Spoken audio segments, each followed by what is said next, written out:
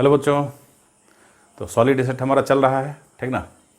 और आगे का जो टॉपिक बढ़ाने के लिए फिर से एक बार आपके सामने मैं प्रेजेंट हूँ, ठीक है। तो आज हम डिफरेंट टाइप के आयनिक सॉलिड्स के बारे में स्टडी करेंगे। रेडियस रेशियो रूल अपना हो गया था, ठीक, जिसके बारे में बहुत अच्छे से हमने एक्सप्लेन किया था आपको। तो देखेंगे कि हमारा डिफरेंट टाइप का आयनिक सॉलिड है ना, different types of ionic solid, ionic solids का डिफरेंट टाइप्स। फर्स्ट है rock salt structure. Rock salt का स्ट्रक्चर क्या है भाई? ये NaCl जैसा होता है। NaCl हो गया, KCl हो गया, ये सब रॉक सॉल्ट स्ट्रक्चर शो करता है, ठीक। और इसमें क्या होता है, इसमें अनायन जो होगा वो FCC में अरेंज रहता है, मतलब कॉर्नर पे और फेस सेंटर पे जो अनायन होंगे, जैसे क्लोराइड आयन जो हुआ। और जो कैटायन है, जैसे यहाँ पे सोडियम आयन, वो कहाँ रहेगा? वो रहेगा ऑक्टाहेड्रल वॉइड में। और ऑक्टाहेड्रल वॉइड कहाँ होते हैं? बॉडी सेंटर में और एज सेंटर में, ठीक है। तो हम लोग देखते हैं इसका स्ट्रक्चर। तो पहले क्या होगा? कैटायन। कैटायन कहाँ रहेगा? At edge centre and body centre, और बॉडी सेंटर पे होगा, ठीक। और अनायन कहाँ रहेगा? अनायन इन FCC में। FCC मतलब FCC में क्या होता है? कॉर्नर्स होता है और प्लस फेस सेंटर होता है, plus face centre, corner face centre, ठीक है। देखो स्ट्रक्चर देखो, अभी अपना है क्या, एक स्ट्रक्चर इस तरीके से बना लेंगे, ठीक है।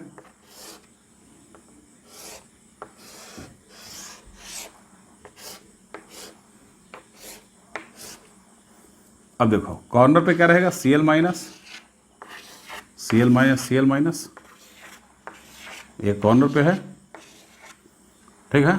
और फेस सेंटर पे है, देखो फेस सेंटर में Cl माइनस है, फेस सेंटर पे,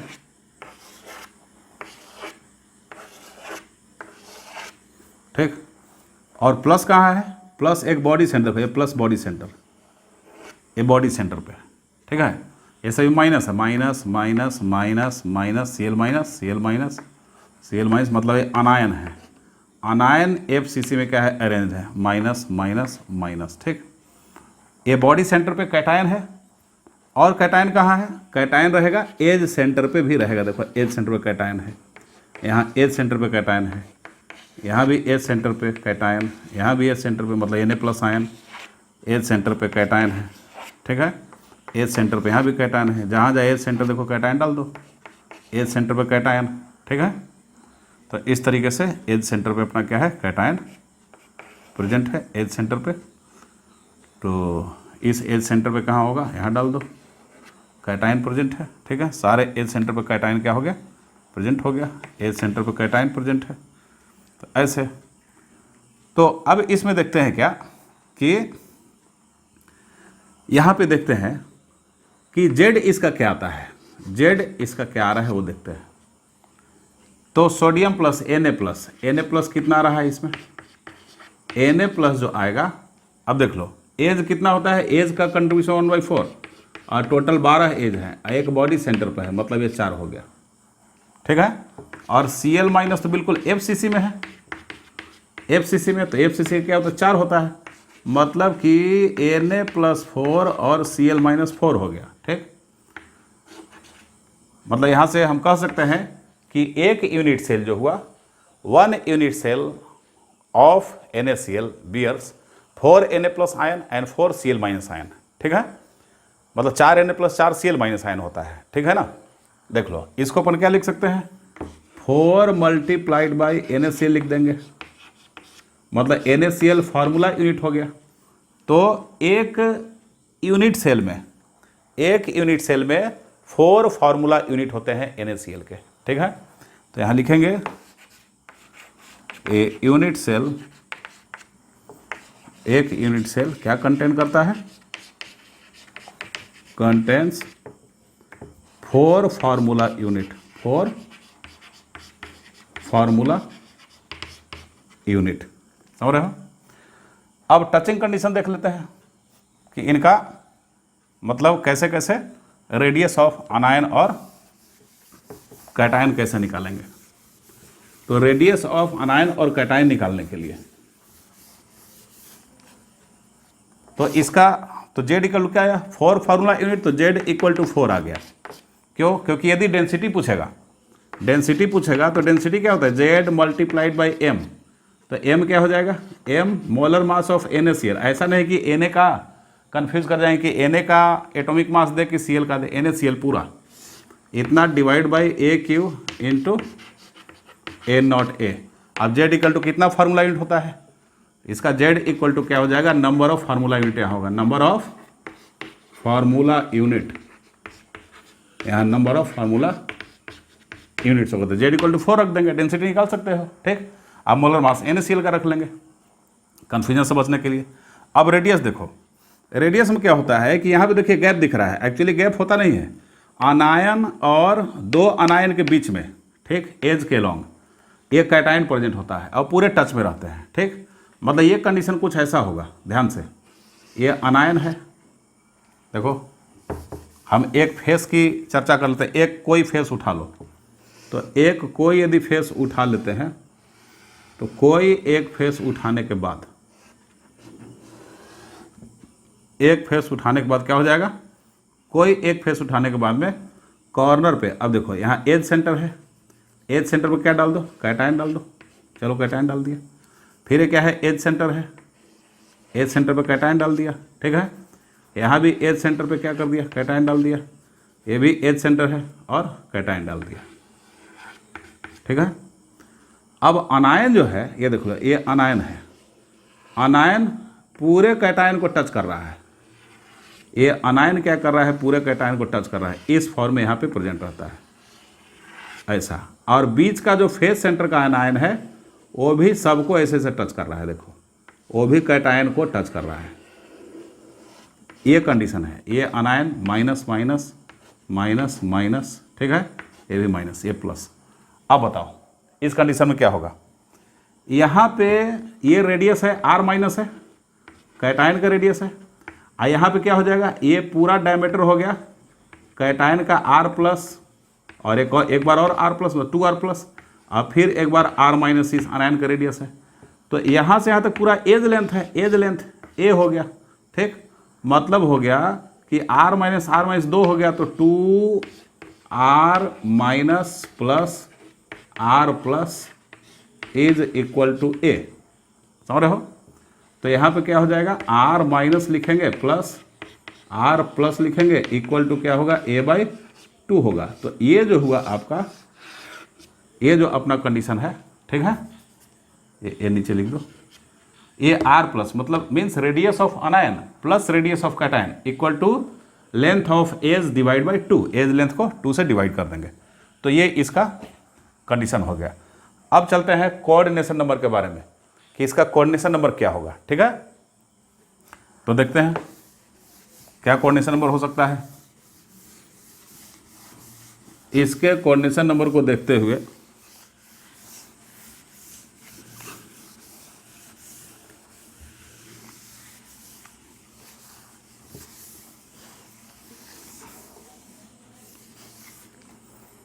देखो, कोऑर्डिनेशन नंबर देख लेते हैं। First, with respect to corner atom, corner atom के रेस्पेक्ट में, कॉर्नर एटम के रेस्पेक्ट में। तो कॉर्नर एटम को, कॉर्नर एटम पे क्या है? कॉर्नर एटम पे अनायन है। समझ रहे हो? कॉर्नर एटम पे क्या है? अनायन है। इसका मतलब कि हम अनायन का कोऑर्डिनेशन नंबर निकालने जा रहे हैं। ठीक है, इट मीन्स इसका मतलब हुआ कि कोऑर्डिनेशन नंबर ऑफ अनायन, अनायन कितने कैटायन से घिरा हुआ है। ठीक ना? तो अनायन कितने कैटायन से घिरा हुआ है? देखो अब क्या हो जाएगा, एक बार फिर से स्ट्रक्चर बनाओ, स्ट्रक्चर बनाने के बाद में ध्यान से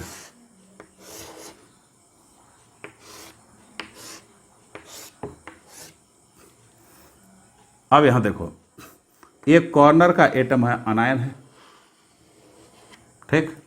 इसके जस्ट बगल में क्या होता है, कैटायन होता है। यहाँ जस्ट कैटायन है, एक कैटायन। इधर का भी एक कैटायन है, मतलब एज सेंटर पे होगा, याद रखना। वो टच में रहता है, अभी बताया कि टच में रहता है।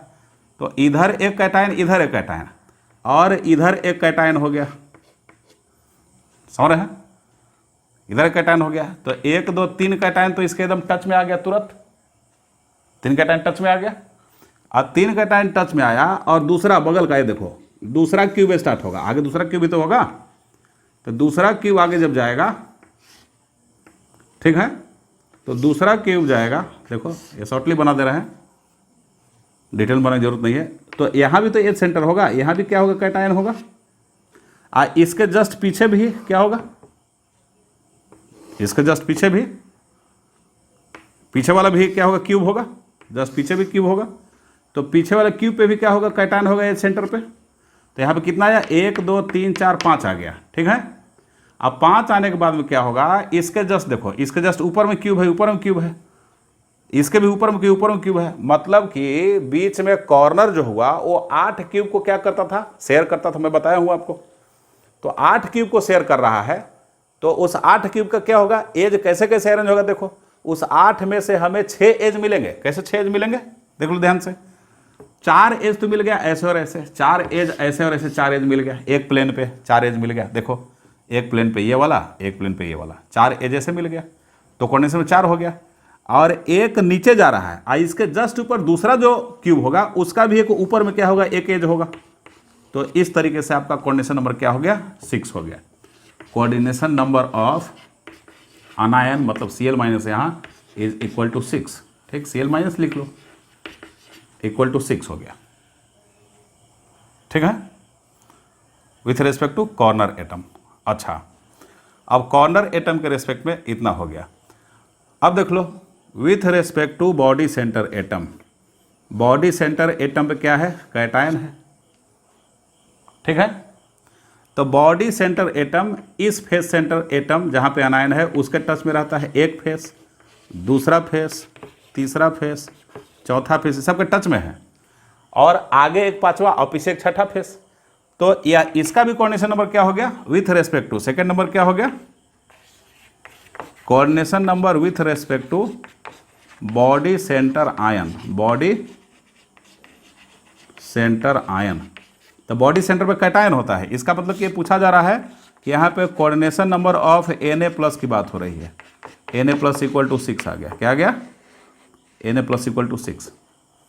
Na+ का कोऑर्डिनेशन क्या हो गया, 6 हो गया। क्यों, उसको ऐसे सोचो कि रूम के बीचों बीच में, आपके कमरे के बीचों बीच में एक बॉल है, और वो बॉल जो है वो कितने फेस से घिरा हुआ है, एक फेस इधर, एक फेस इधर, एक फेस नीचे, एक फेस ऊपर, एक फेस पीछे, एक फेस आगे, 6 फेस से। और पूरा 6 फेस के भी टच में है वो, ठीक है। 6 फेस पे सिचुएटेड जो क्लोराइड आयन है उसके टच में है। तो जब डायरेक्ट टच में, उसी को तो बोलते हैं कोऑर्डिनेशन नंबर। तो कोऑर्डिनेशन नंबर यहाँ पे क्या हो गया, 6 हो गया, ठीक है। अच्छा, 6 हो गया। अब देख लो, अब कोई पूछ दे कि एज सेंटर के रेस्पेक्ट में निकाल दो। एज सेंटर के रेस्पेक्ट में क्या होगा, coordination number with respect to body centre Na equal to 6। अब coordination number with respect to edge centre, ठीक है। थर्ड है with respect to edge centre.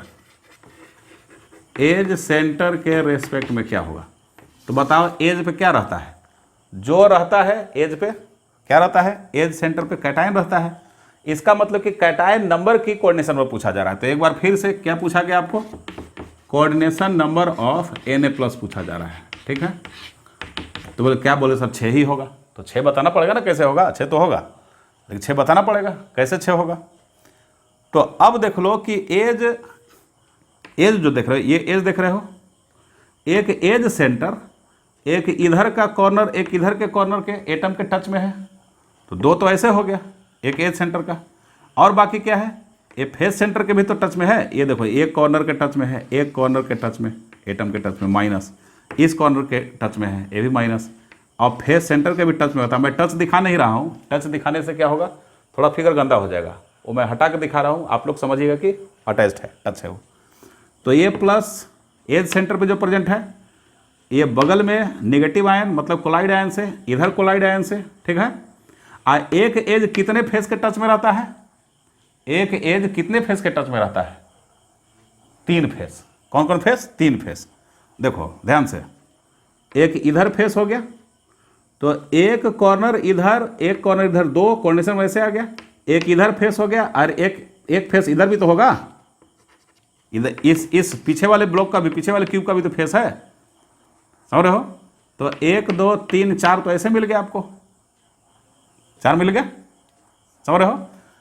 और एक जस्ट पीछे वाला फेस, समझ रहे हो, एक जस्ट पीछे वाला फेस भी है। जैसे एक एज, ध्यान से, एक एज एक फेस के टच में है, दूसरा फेस के टच में है, और जस्ट पीछे चले जाओ, तीसरा फेस के टच में हो गया, समझ रहे हो। और जस्ट ऊपर चले जाओ, चौथा फेस के टच में हो गया, और 2 कॉर्नर हो गया। ध्यान से, जैसे मान लो कि एक हम क्या करते हैं, ऐसे एक प्लेन डाल ले रहे हैं, ऐसे प्लेन, तो इस प्लेन का जो एज सेंटर है, ये एज सेंटर है, मानो ये एज सेंटर, ऐसे समझो इसको, ये है, ये कॉपी मान लो, ये एक फेस है, इसको फेस ही मान लो, क्यों मत मानो, एक फेस है। तो एक फेस के सेंटर पे ये एज सेंटर हो गया, तो एज सेंटर ये हो गया, तो यहाँ एक Cl माइनस और यहाँ एक Cl माइनस है, तो 2 Cl माइनस तो ऐसे हो गए। अच्छा, और एज सेंटर का एटम, एज सेंटर का जो आयन है Na प्लस, इस फेस सेंटर के भी टच में रहता है। तो बताओ फेस सेंटर, ये कितने फेस सेंटर को ये क्या करेगा, मतलब टच करेगा। एक तो खुद का अपना फेस इधर का, देख लो, एक इधर का फेस हो गया, और क्या हो जाएगा, एक इधर का फेस हो गया, उसको भी टच करेगा वो, ये एज वाला, इधर के फेस वाले को भी टच करेगा, ऊपर जो फेस हुआ उसको भी टच करेगा। तो 4 फेस को क्या हो गया, 4 फेस को टच कर रहा है और 2 कॉर्नर को टच कर रहा है। तो 4 2 6 कोऑर्डिनेशन नंबर, समझ गए, 6 कोऑर्डिनेशन नंबर आपका यहाँ पे हो रहा है। तो with respect to edge coordination number is equal to 6 हो गया, ठीक। अब क्या लिखेंगे यहाँ, अब हम लिखेंगे कि Na प्लस का कोऑर्डिनेशन नंबर बिल्कुल क्या है, 6 है। Na प्लस का कोऑर्डिनेशन नंबर 6, Na प्लस का कोऑर्डिनेशन नंबर क्या हो गया, इसका कोऑर्डिनेशन नंबर 6 हो गया, और Cl माइनस का भी कोऑर्डिनेशन नंबर क्या है, 6 है। एक मॉलिक्यूलर फार्मूला लिखा जाता है, या जो भी एम्पिरिकल फार्मूला बोल रहे हो, या फार्मूला यूनिट, उसको हम लिखते हैं by exchange of coordination number. एक का कोऑर्डिनेशन नंबर दूसरे को दे दो और दूसरे का कोऑर्डिनेशन नंबर पहले को दे दो। यहाँ पे दोनों के ही कोऑर्डिनेशन नंबर क्या है, सेम है, इसलिए पता आपको नहीं लगेगा किसको हम दे रहे हैं, क्योंकि दोनों तो सेम है, 6 6 है, किसी को कोई दे दें सेम रह जाएगा, ठीक। तो अब देखो क्या हो जाएगा, Na6 और Cl6, 6 कॉमन ले लिए तो क्या हो गया, NaCl। मतलब you can write the formula unit by exchanging coordination number और by calculating effective number of ions also. लेकिन इफेक्टिव नंबर ऑफ आयन कभी भी एक्सचेंज नहीं होता, वो एग्जैक्टली लिखते हैं, ठीक है। मान लो सोडियम Na+4 हुआ तो 4 लिख देंगे, Na+ नीचे सबस्क्रिप्ट में 4, Cl -4 तो उस Cl के जस्ट नीचे 4 लिख देंगे। लेकिन कोऑर्डिनेशन नंबर का एक्सचेंज होता है। यदि Na का कोऑर्डिनेशन नंबर क्या होता, Na का कोऑर्डिनेशन नंबर मान लो कि 8 होता तो Cl 8 हो जाता, और Cl का 6 होता तो क्या होता, Na6 Cl 8, ऐसे दोनों को एक्सचेंज कर लेते हैं। जैसे कि आपको मैं पढ़ाऊंगा आगे कैल्शियम फ्लोराइड में, कैल्शियम फ्लोराइड देखो, कैल्शियम Ca+2, कैल्शियम का कोऑर्डिनेशन नंबर 8 होता है और फ्लोराइड का कोऑर्डिनेशन नंबर 4 होता है, तो दोनों का एक्सचेंज कर देते हैं, तो Ca4 और F8, तब ना Cf2 बनता है, क्या बनता है, CaF2। कोऑर्डिनेशन नंबर एक्सचेंज हो गया यहाँ पे, मतलब फ्लोरीन का कोऑर्डिनेशन नंबर कैल्शियम को दे दिए और कैल्शियम का कोऑर्डिनेशन नंबर फ्लोरीन को दे दिए। तो ऐसे एक्सचेंज करने से 4 कॉमन फैक्टर निकाल लिया तो CF2 क्या हुआ, फार्मूला हो गया। तो ऐसे होता है, ठीक है। तो शॉर्ट में लिख लेंगे हम लोग। चलो NaCl आपका क्या हुआ, खत्म हुआ। NaCl की कहानी आपकी खत्म। अब चलते हैं, पहले उसको लिख लेते हैं हिंट के फॉर्म में।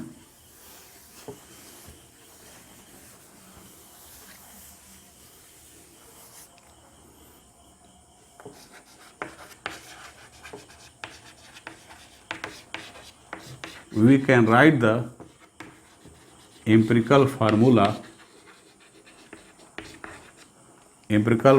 unit by A. Calculating effective number of ions। ठीक है, जैसे एग्जाम्पल के लिए Na+4 हो जाता है और Cl-4, तो क्या हो जाएगा Na4 और Cl4, Na+4 और Cl-4, तो ये हो जाएगा 4 × NaCl, ऐसे। ठीक, तो फार्मूला इसका क्या आ गया, फार्मूला इक्वल टू NaCl आया। ठीक, अब जैसे देखो Ca का, कैल्शियम फ्लोराइड का Ca है, तो C आपको क्या मिलता है, Ca4 मिलता है, Ca+2, और फ्लोरीन क्या मिलता है, F-, ये भी 4 मिलता है, 8, ये क्या मिलेगा, 8 मिल जाएगा, फ्लोरीन 8 मिल जाएगा। ठीक है ना, तो क्या हो जाएगा, Ca का जो एग्जैक्ट है कितना मिला, 4 मिला, फ्लोरीन का 8 मिला, तो इस तरह 4 कॉमन ले लेंगे, तो क्या हो जाएगा CaF2। मतलब एग्जैक्टली जो जितना atom effective number of ion और एटम है उसको जस्ट लिखते हैं, उसको एक्सचेंज नहीं करते। ठीक, तो इससे हमको फार्मूला मिल गया कैल्शियम फ्लोराइड का, CaF2 मिल गया, समझ रहे हो। और दूसरा सेकंड क्या है, सेकंड में क्या करते हैं, अब एक्सचेंज करते हैं किसका, coordination number, by exchange of coordination number. ये देख लो, जैसे कि देखो कैल्शियम का कोऑर्डिनेशन नंबर क्या है, कैल्शियम कोऑर्डिनेशन नंबर 8 होता है, और फ्लोरीन का क्या होता है, 4 होता है। Ca+2 कर देंगे, F- कर देंगे, तो अब देख लो Ca+2 क्या हो गया, Ca+2 के जगह पे 4 कर दिए, और फ्लोरीन माइनस के जगह पे क्या कर दिया, 8 कर दिया, तो फार्मूला आपको 4 × क्या मिल गया, CaF2 मिल गया। ठीक, CaF2, तो इसका क्या होता है, CaF2, कैल्शियम फ्लोराइड CaF2, ऐसे लिखते हैं। देख लिया, तो ये हो गया। तो ऐसे मतलब कोऑर्डिनेशन नंबर का यूज़ करके और इफेक्टिव नंबर ऑफ आयंस का यूज़ करके क्या करते हैं, हम फार्मूला यूनिट लिख लेते हैं, उसका एम्पिरिकल फार्मूला लिख लेते हैं। ठीक है, अब इफेक्टिव नंबर ऑफ आयन में क्या होगा, वहाँ पे एक्सचेंज नहीं होगा, लेकिन कोऑर्डिनेशन नंबर का क्या होता है, एक्सचेंज होता है, इसको ध्यान में रखना है। ठीक ना,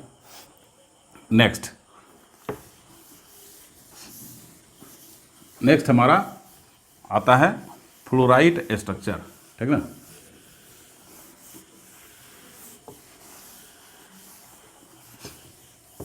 फ्लोराइड स्ट्रक्चर,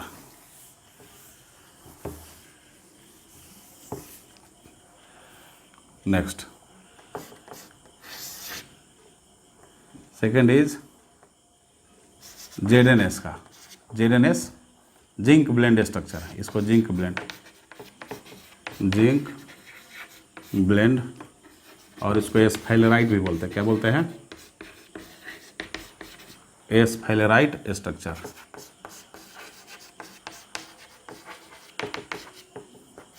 ठीक है, जिंक ब्लेंड और एस्फेलेराइट स्ट्रक्चर, ZnS। देख लो यहाँ पे क्या होगा, Zn+2 जो रहेगा ये इन अल्टरनेट टेट्राहेड्रल वॉइड में रहता है। ठीक है, और S-2 जो रहेगा ये FCC में रहता है, ध्यान से।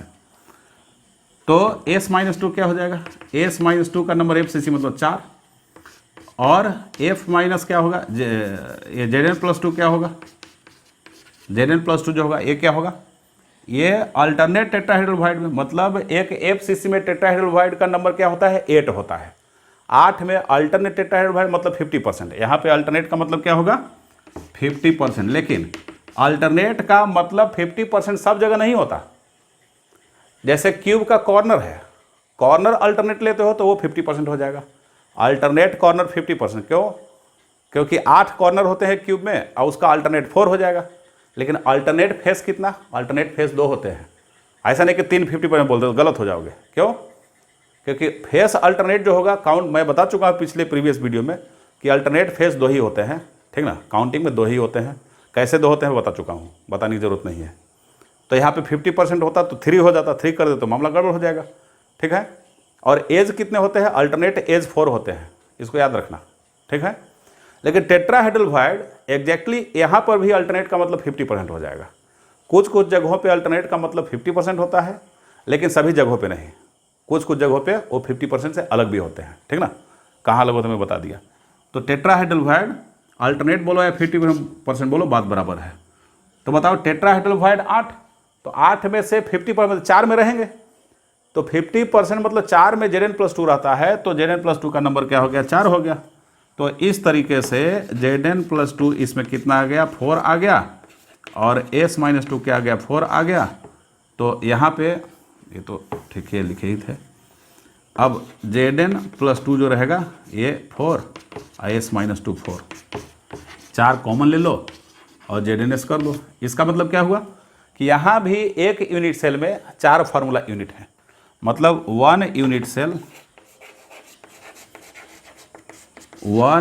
Cell contains 4 formula unit. कितने, 4 फार्मूला यूनिट।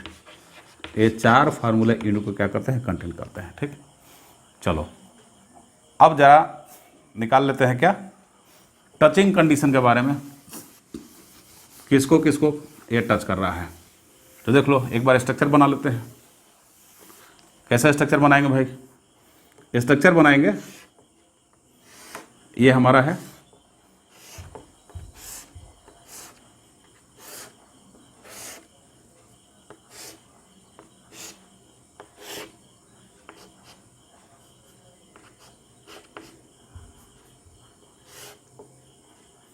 देखो। तो अब यहाँ क्या होगा, ये S-2, ठीक। ये मैं एग्जैक्ट टच नहीं करा रहा हूँ, अलग अलग लिख रहा हूँ। अब इसके 1/4 डिस्टेंस पे क्या है, टेट्राहेड्रल वॉइड है। टेट्राहेड्रल वॉइड पे क्या है, पॉजिटिव आयन है, देख लो पॉजिटिव आयन। तो ये नेगेटिव है पॉजिटिव, ठीक। क्यों, क्योंकि टेट्राहेड्रल वॉइड कहाँ होता है, position of tetrahedral void is on the 1/4 distance of body diagonal, ठीक। तो बॉडी डायगोनल क्या हुआ, बॉडी डायगोनल ये हुआ। अब पूरा बॉडी डायगोनल क्या होता है, पूरा बॉडी डायगोनल होता है a√3। आई इसका 1/4 मतलब 4 से डिवाइड कर दो, ठीक है। मतलब ये वाला डिस्टेंस जो हुआ यहाँ से यहाँ तक, ये वाला डिस्टेंस जो देख रहे हो, यहाँ से यहाँ तक की डिस्टेंस a√3/4 आया, ठीक। तो a√3/4 इक्वल टू क्या हो जाएगा, इसके सेंटर से, सॉरी इसके सेंटर से, टेट्राहेड्रल वॉइड में प्रेजेंट जो पॉजिटिव आयन है उसके सेंटर से यहाँ तक का डिस्टेंस, मतलब कि ये बॉडी डायगोनल है। अब बॉडी डायगोनल के बाद में ये हो गया, ये टेट्राहेड्रल वॉइड हो गया। टेट्राहेड्रल वॉइड में क्या है, पॉजिटिव आयन होता है। तो टेट्राहेड्रल वॉइड का हाफ और इसका यहाँ से यहाँ तक का डिस्टेंस जो है ये a√3/4 है। क्या है, a√3/4 है, ठीक है। तो a√3/4 इक्वल टू क्या हो जाएगा, ये डिस्टेंस, मतलब कि R प्लस कैटायन है और ये क्या है, R माइनस आनायन है, ठीक। तो यहाँ पे क्या लिख लेंगे, R plus R minus equal to a√3/4। ये बहुत बढ़िया जन से मिल गया। यहाँ से क्वेश्चन आपको पूछ सकता है, क्या पूछेगा कि कैटायन का रेडियस दे देगा, आनायन का रेडियस दे देगा, ठीक है। तो उस क्यूब का एज लेंथ क्या होगा निकालो, उस क्यूब का एज लेंथ दे देगा, ठीक है, और आनायन का रेडियस दे देगा। तो बोलेगा कि कैटायन का रेडियस निकालो, क्या होगा, तो आपको निकालना होगा, ठीक ना। तो ऐसे क्वेश्चन इससे आते हैं, ठीक ना। और डेंसिटी का पूछ ही देगा, तो डेंसिटी का तो क्या लिखेंगे, डेंसिटी का अब इसका Z क्या हो जाएगा, Z इक्वल टू इसका भी 4 होगा, इसका Z इक्वल टू 4, क्योंकि Z क्या है, नंबर ऑफ फार्मूला यूनिट। तो यहाँ भी एक यूनिट सेल में नंबर ऑफ फार्मूला यूनिट कितने हैं, 4 है। तो जब नंबर ऑफ फार्मूला यूनिट 4 है तो Z इक्वल टू 4 यहाँ भी देना पड़ेगा आपको, ठीक है, Z इक्वल टू 4। तो D equal to Z multiplied by M, किसका, ZnS का मोलर मास लिख दो, divide by AQ into Avogadro number. तो इससे आपको डेंसिटी मिल जाएगा, तो डेंसिटी भी आप निकाल सकते हैं।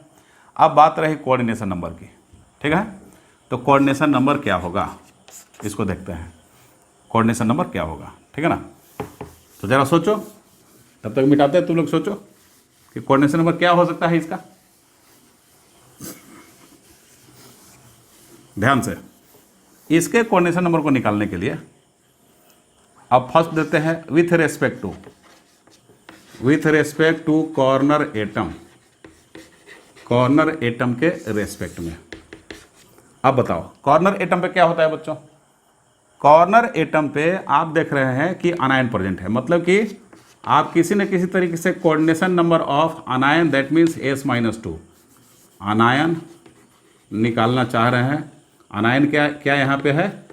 S-2 सल्फाइड आयन का कोऑर्डिनेशन नंबर आप निकालना चाह रहे हैं। ठीक, अब देखो ये कॉर्नर कितने कैटायन से घिरा है?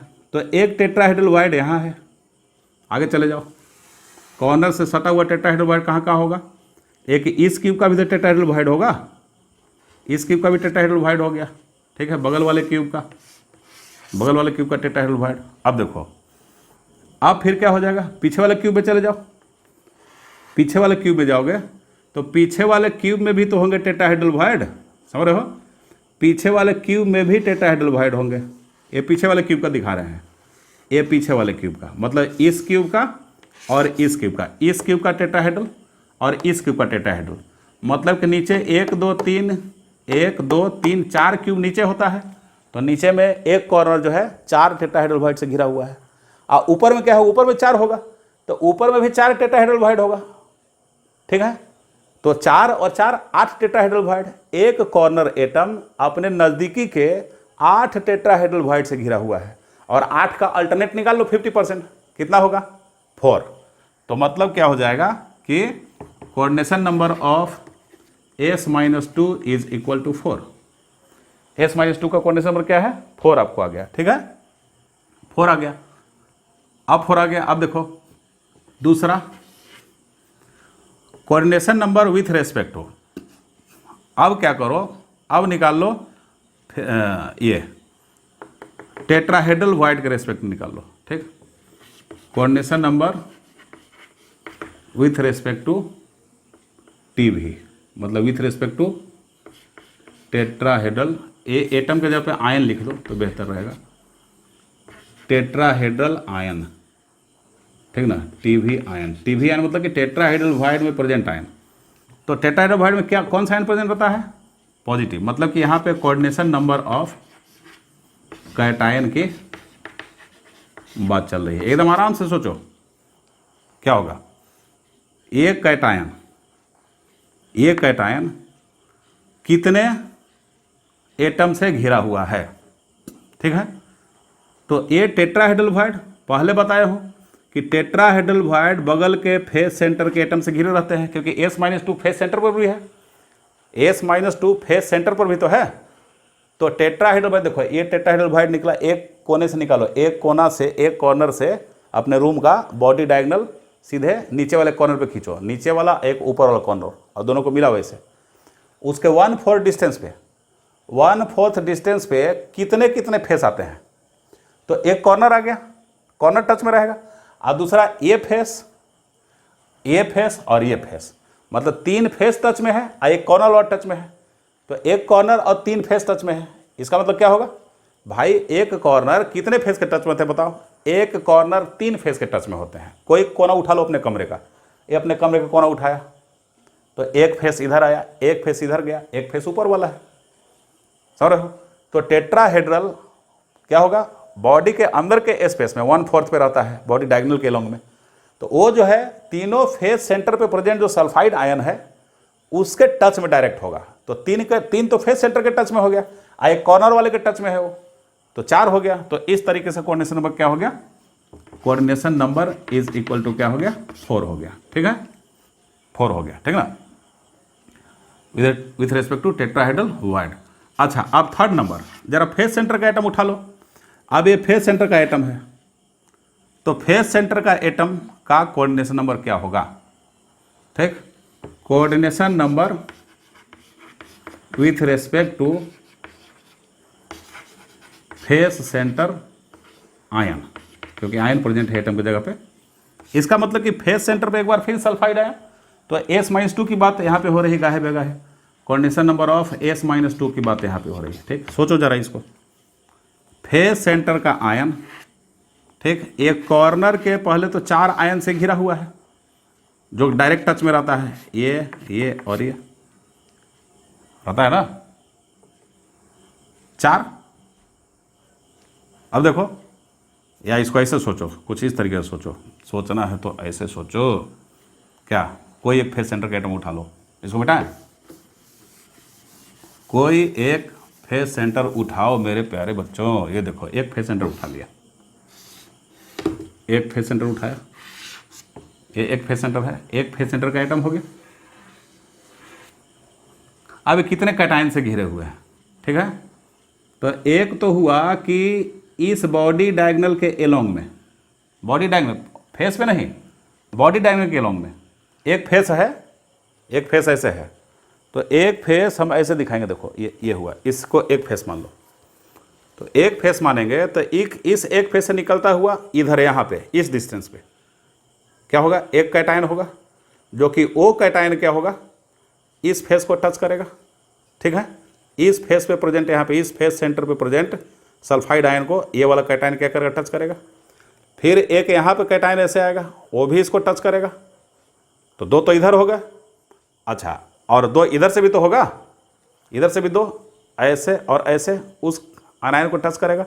तो एक फेस पे एक इधर और दूसरे क्यूब का एक इधर एक इधर, मतलब एक साइड से 4, ठीक है, 4। अब फिर नीचे से देख लो, नीचे से यहाँ जाते हैं, ठीक है, नीचे के फेस से बॉडी डायगोनल स्टार्ट करो। तो एक इधर एक इधर एक इधर एक इधर, ठीक है। तो 4 4 क्या हो गया, 8 हो गया।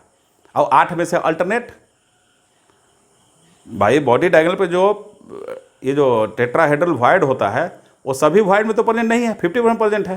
तो 8 का 50% क्या होता है, 4 होता है, ठीक है। तो कुछ इस तरीके से इसका क्या होगा, फिगर बनेगा। एक बॉडी डायगोनल यहाँ, दूसरा बॉडी डायगोनल यहाँ, समझ रहे हो, और एक उधर उस साइड और एक मतलब पीछे साइड।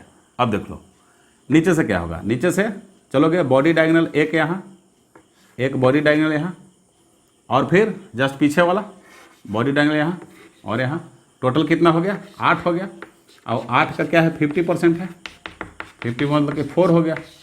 तो इस सल्फाइड आयन का कोऑर्डिनेशन नंबर फेस सेंटर के coordination number of S-2 is equal to 4 हो गया। एक बार फिर से 4 आ गया, ठीक है। तो ऐसे हमारा कोऑर्डिनेशन नंबर क्या हो गया, निकल गया इसका, ठीक है। चलो आगे चलते हैं। जिंक ब्लेंड स्ट्रक्चर के बाद अब हम लोग पढ़ेंगे अपन फ्लोराइड स्ट्रक्चर। क्या पढ़ेंगे, फ्लोराइड स्ट्रक्चर, मतलब calcium fluoride CaF2। Third CaF2 fluoride, fluoride structure,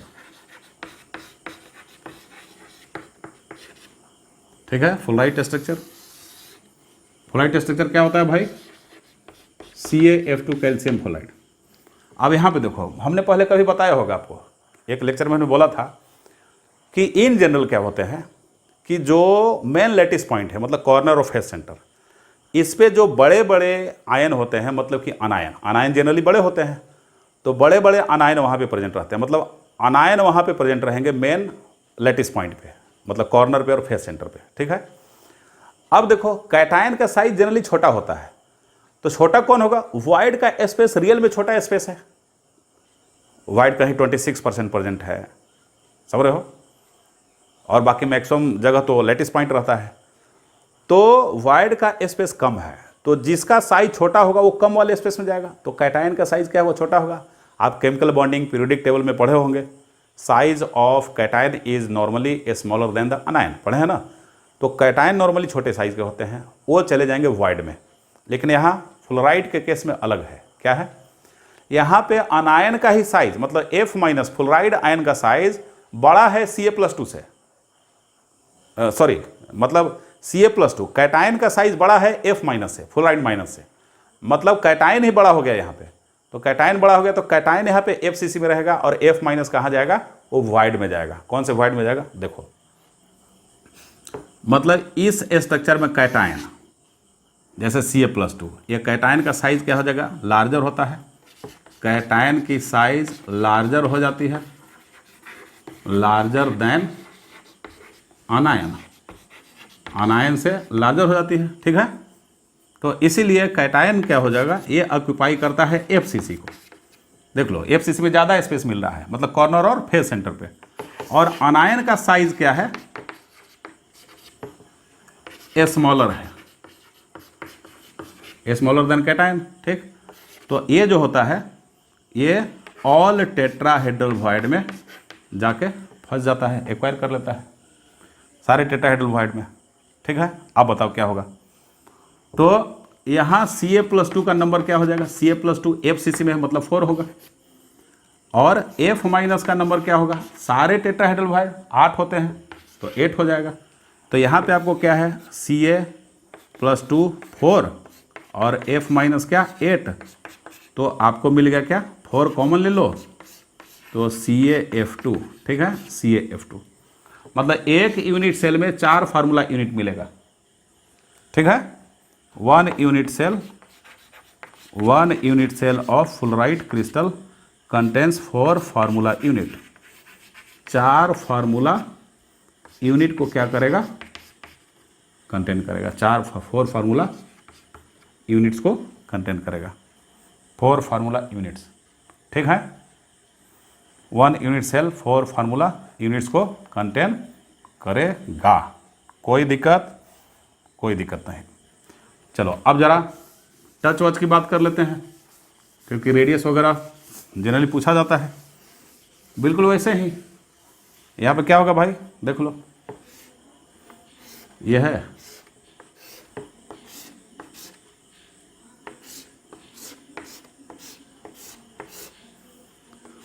तो ये प्लस वाला जो रहेगा कॉर्नर और फेस पे रहेगा। कैटायन जो होगा कॉर्नर और कहाँ, फेस पे रहेगा। कॉर्नर कॉर्नर कॉर्नर और फेस और फेस फेस और फेस, ठीक है, इस पे रहेगा। और अनायन कहाँ रहेगा, देखो अनायन टेट्राहेड्रल वॉइड, मतलब बॉडी डायगोनल का जो टेट्राहेड्रल वॉइड है, इस टेट्राहेड्रल वॉइड पे क्या रहेगा, अनायन निगेटिव, ठीक है, निगेटिव। तो अनायन जो रहेगा यहाँ पे रहेगा। अब सारे 8 टेट्राहेड्रल वॉइड बना के अनायन बनाने में फिगर थोड़ा गड़बड़ हो जाएगा, लेकिन देख लो इसका मतलब क्या होगा कि एक जो यहाँ पे कैटायन है वो कितने ऑक्टाहेड्रल वॉइड से घिरा होगा, मतलब कि कोऑर्डिनेशन नंबर, पहले ये देख लो, मतलब ये कॉर्नर का आइटम देख लो, कॉर्नर का आइटम क्या है, पॉजिटिव है, ये पॉजिटिव है तो कैटायन है। और ये टेट्राहेड्रल वॉइड में क्या है, अनायन है, ये अनायन निगेटिव, तो अनायन का हाफ है कैटायन का यहाँ। तो ये वाला जो डिस्टेंस है इसी को तो बोलते हैं A√3/4 बोलते हैं, 1/4 ऑफ डिस्टेंस टेट्राहेड्रल वॉइड का पोजीशन है, इसी में कैटायन है। तो हम यहाँ पे क्या बोलेंगे, ये जो है ये R- plus R+ is equal to बिल्कुल पहले जैसा ही A√3/4, ये जनरेशन आपको मिल गया, ठीक है। अब देखो कोऑर्डिनेशन नंबर की बात करते हैं। कोऑर्डिनेशन नंबर की बात करेंगे तो कैसे बात करें भाई कोऑर्डिनेशन नंबर की, ध्यान से। तो कोऑर्डिनेशन में बात करने के लिए अब देख लो, अब सब कुछ बता दिए हैं। ये कॉर्नर के एटम, ठीक है, 8 क्यूब को शेयर कर रहा है, तो 8 टेट्राहेड्रल वॉइड में क्या रहेगा, कैटायन प्रेजेंट रहेगा, ठीक है, अनायन प्रेजेंट रहेगा। तो 8 टेट्राहेड्रल वॉइड में अनायन प्रेजेंट रहेगा, that means every corner atom is surrounded by 8 anions. तो कोऑर्डिनेशन नंबर क्या हो जाएगा, सीधा आप लिखो, क्योंकि बहुत आपका कंसेप्ट बता दिया, आप खुद से आप सोच सकते हैं। तो कोऑर्डिनेशन नंबर ऑफ Ca+2, ठीक, Ca+2 कहाँ है, एट कॉर्नर पे है, कॉर्नर के एस्पेक्ट में ले रहे हैं। तो कितने से घिरा हुआ है, 8 फ्लोराइड आयन से घिरा हुआ है, तो 8। फेस सेंटर का ले लो, तो फेस सेंटर का भी वही बात होगा, फेस सेंटर के एटम 2 ऊपर टेट्राहेड्रल वॉइड, 2 नीचे टेट्राहेड्रल वॉइड, 2 उस साइड 2 इस साइड, तो 8 से घिरा हुआ है। जैसा पहले बताया है वैसे ही सोचना है, इस बार कोई 50% वाली बात नहीं, इस बार सभी टेट्राहेड्रल वॉइड में क्या रहेगा, प्रेजेंट रहेगा। तो किसी के भी रेस्पेक्ट में ले लो, Ca+2 का 8 और, ठीक है ना, कॉर्नर एंड फेस सेंटर कैसे भी ले लो, ये 8 ही आपको मिलेगा जैसे सोचोगे, ठीक। अब क्या हो जाएगा, कोऑर्डिनेशन नंबर ऑफ Ca+2 8 हो गया। अब coordination number of F-, F minus का देखो, ये F माइनस, ठीक है, ये F माइनस है टेट्राहेड्रल वॉइड में। तो टेट्राहेड्रल वॉइड कितने से घिरा हुआ है? सिंपल सी बात है, टेट्राहेड्रल वॉइड क्या हुआ, 1/4 ऑफ बॉडी डायगोनल में आ गया। तो 3 फेस, एक कॉर्नर का आइटम, 4 यहाँ हो गया, ठीक। तो 3 फेस का आइटम, 3 फेस सेंटर का प्लस 1 कॉर्नर। तो यहाँ पे कोऑर्डिनेशन नंबर क्या हो गया, इक्वल टू 4 हो गया। अब कोऑर्डिनेशन नंबर का एक्सचेंज कर लो फार्मूला लिखने के लिए। तो CA का कोऑर्डिनेशन नंबर क्या है, CA का कोऑर्डिनेशन नंबर फ्लोरीन को दे दो। तो CA का 8 है, अब फ्लोरीन का 4 है तो इसको दे दिया। तो यहाँ पे आपको 4 कॉमन हो गया, तो क्या हो गया, CaF2 हो जाएगा, ठीक। तो इसका जो एम्पिरिकल फार्मूला है वो CaF2 होगा। क्या होगा, CaF2। इस तरीके से फ्लोराइड स्ट्रक्चर आपका हो गया, ठीक है ना। चलो फ्लोराइड के बाद में चलते हैं एंटी फ्लोराइड स्ट्रक्चर, ठीक है बेटा। इसको anti fluoride structure,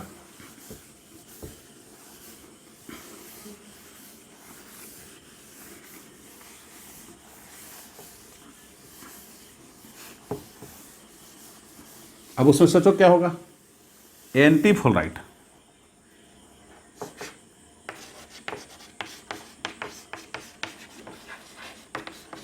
anti fluoride structure. ये क्या होगा भाई, एंटी फ्लोराइड स्ट्रक्चर।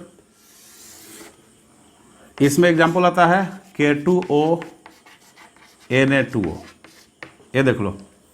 अब उसका उल्टा हो जाएगा, उल्टा मतलब कि ऑक्साइड आयन जो होगा ये FCC में होगा, और K+ जो होगा ये ऑल टेट्राहेड्रल वॉइड में होगा, ऑल टेट्राहेड्रल वॉइड में, ठीक।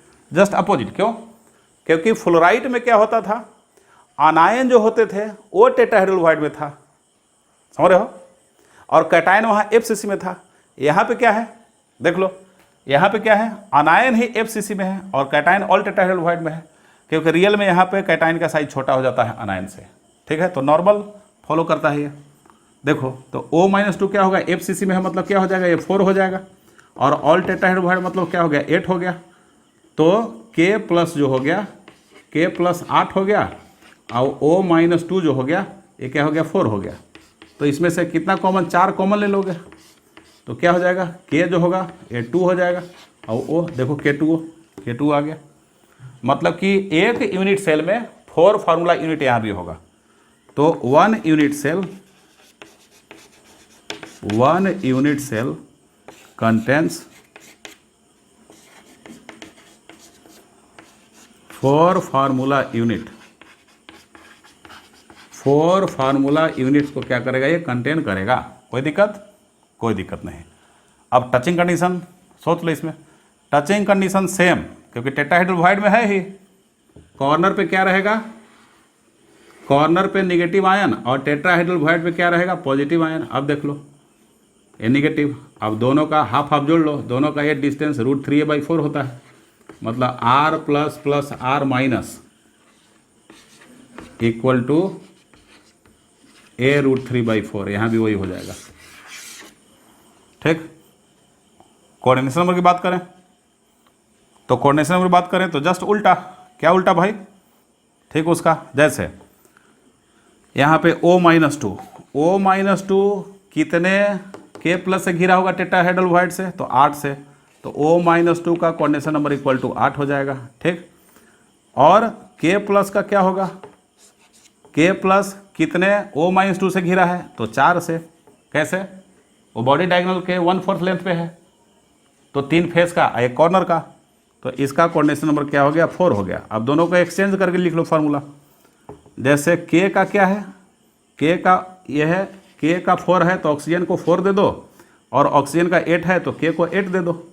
अब इसमें 4 कॉमन निकाल लो, 4 कॉमन निकाल लोगे तो क्या हो जाएगा, एक बार फिर से आपको K2O आ गया, देख लीजिए K2O फार्मूला आ गया। मतलब कोऑर्डिनेशन नंबर के एक्सचेंज करने से भी K2O आ गया, K2O आ गया, ठीक है, समझ रहे हैं।